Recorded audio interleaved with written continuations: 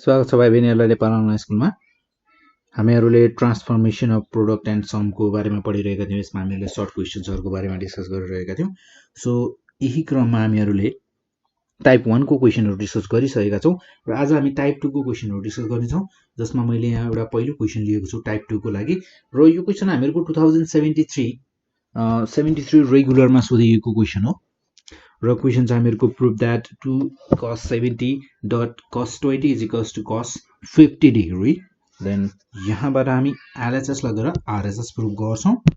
So LHS here LHS is equals to 2 cos 70 degree dot cos 20 degree। Then यो हुन जान्छ हामीहरुको cos 70 degree plus 20 degree cos 70 degree plus 20 degree plus cos 70 degree minus 20 degree। then हामीहरुको यहाँ cos 70 plus 20 भनेको यो हुन जान्छ हामीहरुको cos 90 degree plus cos 50 degree। So हामीहरुलाई cos 90 भनेको हामीहरुको 0 हुन जान्छ। So cos 50 degree plus 0 is equals to यो हुन जान्छ हामीहरुको cos 50 degree। यो हो हामीहरुको RHS proved। त्यसरी हामीहरुले LHS is equals to RHS prove गर्न सक्छौं। सो त्यसैगरी एउटा अर्को क्वेशन हेरौं। हामीहरुको 2073 सप्लिमेन्टमा सोधिएको क्वेशन छ। जस्तै क्वेशनले भनेको छ हामीलाई prove that 2 sin 7 theta dot cos 2 theta 2 sin 7 theta dot cos 2 theta is equals to sin 9 theta plus sin 5 theta। So यो क्वेशन भनेको हामीहरुको 2073 सप्लिमेन्टमा सोधिएको क्वेशन हो। देन अब यसको प्रुफ तर्फ जाउँ हामी। So LHS is equals to छ हामीहरुको 2 sin 7 theta dot cos 2 theta र यो भनेको हामीहरुसँग जस्तै हामीहरुको 2 sin A cos B is equals to हुन्छ हामीहरुको sin AB sin A plus B plus sin A minus B। Then हामीहरुले यहाँ त्यसलाई युज गर्न सक्छौं। So 2 sin A cos B भनेको sin A plus B plus sin A minus B। So 7 theta minus 2 theta।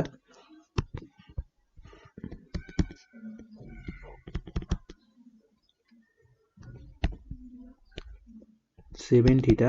Plus 2 theta यो भनेको हामीहरुको sin 9 theta plus sin 5 theta. यो भयो हामीहरुको RHS प्रुभड। यसरी हामीहरुले प्रुभ गर्न सक्छौं। देन त्यसैगरी हामीहरुको 2070 रेगुलरमा सोधिएको क्वेशन हेरौं। हामीहरुको नेक्स्ट क्वेशन भनेको सो प्रुभ दैट यहाँ भनिएको छ हामीहरुलाई prove that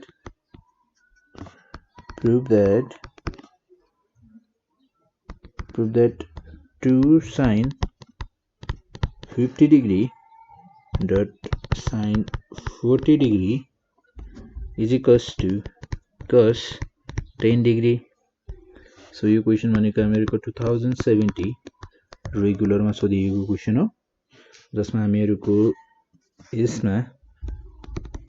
LHS is equals to हामीहरुलाई छ 2 sin 50 degree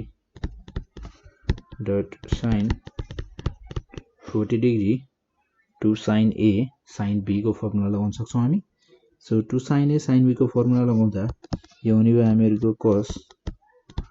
A minus B then minus cos A plus B 50 degree plus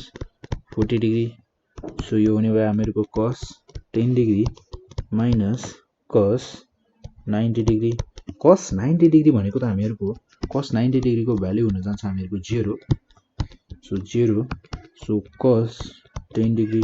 यो त हामीहरुको RHS हो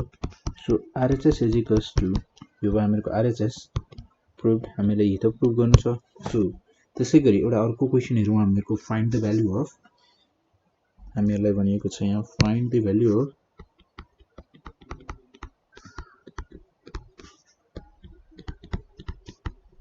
find the value of र हामीहरुले भ्यालु पत्ता लगाउनु पर्ने छ sin 75 degree into sin 15 degree को सो sin 75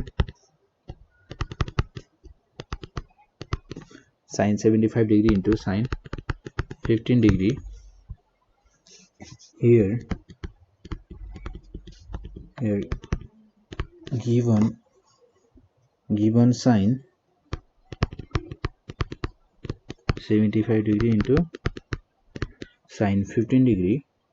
सो हामीहरुको sin 75 degree भनेको जस्तै मैले यसलाई 2 sin a sin b बनाउन सक्छु तर मलाई यहाँ 2 चाहिन्छ so 1/2 into 2 sin 75 degree dot sin 15 degree गरे भने यो हुने भयो मेरो 2 sin a sin b so हामीहरु अब यहाँ 2 sin a sin b को फर्मुला लगाउन सक्छौं then 1/2 2 sin a sin b को फर्मुला लगाउँदा यो हुने भयो हामीहरुको cos a minus b 75 degree minus 15 degree then minus cos a plus b cos 75 degree plus 15 degree then यो हुने भयो हामीहरुको 1/2 cos 75 minus 15 degree भनेको यो हुने भयो हामीहरुको cos 60 degree so minus cos 75 plus 15 degree यो हुने भयो हामीहरुको cos 90 को भ्यालु त हामीहरुको 0 हुन्छ so cos 90 भनेको 0 then cos 60 भनेको 1/2 minus 0 so 1/2 into 1/2 हामीहरुको required value भनेको 1/4 हुने भयो सो त्यसैगरी हामीहरुको अर्को क्वेशन हेरौं हामीहरुको 2016 मा रेगुलर र 2015 सेम क्वेशन हामीहरुको 2015 मा सोधिएको थियो फाइन्ड द भ्यालु अफ र सेम त्यही क्वेशनलाई फेरि 2069 मा पनि सोधेको रहेछ है सो पुरानो क्वेशन भनेर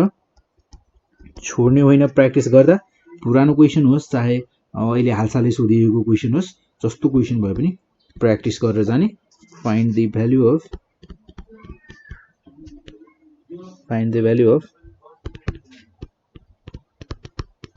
cos 105 degree and cos 15 degree then हामीहरुको यो क्वेशन भनेको 2069 रेगुलर र 2059 रेगुलर मा सोधिएको क्वेशन हो सो हामीहरुलाई यहाँ दिएको छ cos 105 degree into cos 15 degree here given find the value of so 105 degree भनेको हामीहरुको कति हुन्छ 60 degree plus 45 degree हुन्छ 105 degree हुन्छ then त्यसैगरी हामीहरुको 15 degree भनेको 60 degree minus 45 degree गर्यो भने हामीहरुको 15 degree आउँछ सो अब हामीहरु हामीहरु यहाँ निर के गर्छौं भने अब 105 degree को ठाउँमा दुईटै स्ट्यान्डर्ड एंगलहरु राख्छौं यानी कि 60 degree plus 45 degree र त्यसैगरी हामीहरु cos 15 degree को ठाउँमा cos 60 degree minus 45 degree जुन हामीहरुको स्ट्यान्डर्ड एंगल हुन् दुईटै सो यो एंगलहरुलाई राख्छौं हामी यहाँ सो cos 15 degree भनेको हामीहरुको cos 60 degree minus 45 degree हुने भयो जसमा हामीहरुको cos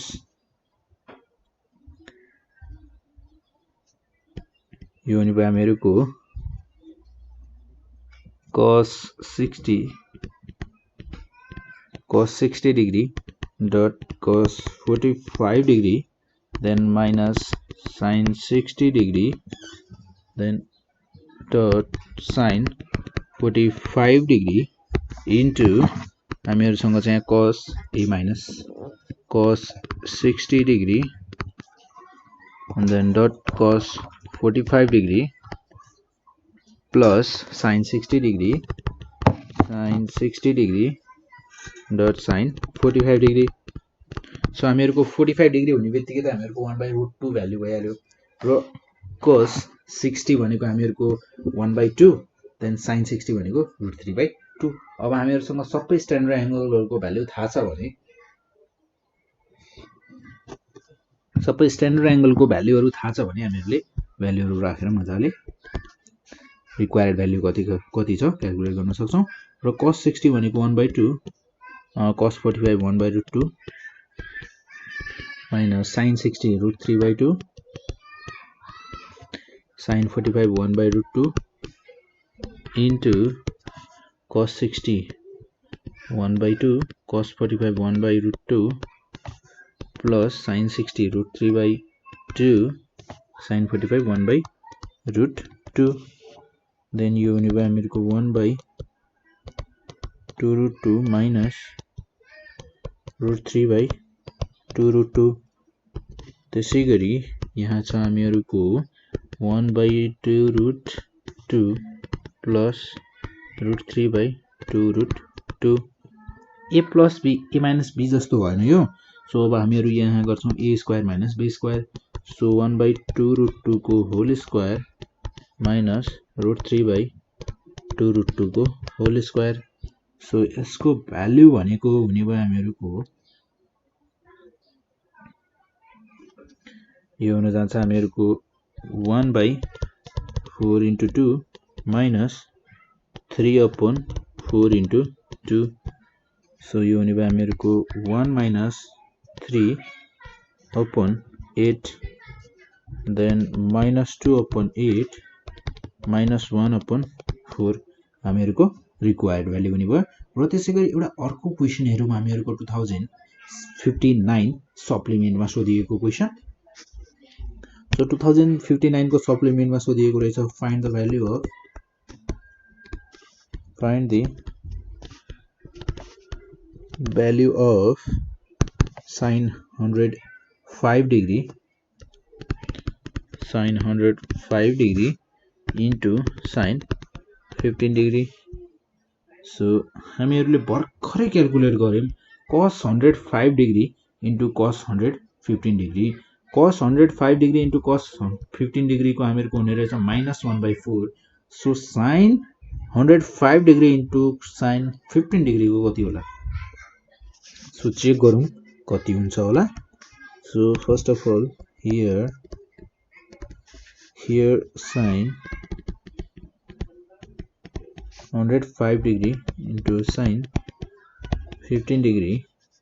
so यो भनेको हुने भयो हामीहरुको 1/2 मैले 2 sin a sin b बनाए यसलाई 2 sin a sin b बनाउँदा हामीहरुको यो टाइपको क्वेशनहरुमा यहाँ हामीहरुले sin a 2 sin a sin b formula लगाउन सक्छौं so 2 sin a sin b भनेको हामीहरुको हुन जान्छ cos a minus b यानी कि 105 minus b भनेको हामीहरुको 15 डिग्री छ then 15 degree so minus cos 105 degree plus 15 degree then you will have 1/2 cos 90 degree minus cos 120 degree so cos 90 degree भनेको हामीहरुको 0 हुने भयो र त्यसैगरी cos 120 भनेको हामीहरुको हुने भयो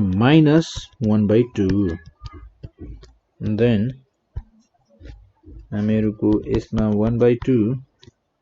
minus into minus plus into 1/2 so हामीहरुको रिक्वायर्ड भ्यालु भनेको +1/4 हुने रहेछ हामीहरुको cos 105 degree into cos 15 degree हुँदा -1/4 भएको थियो र sin 105 degree into sin 15 degree हुँदा हामीहरुको +1/4 हुन पुग्यो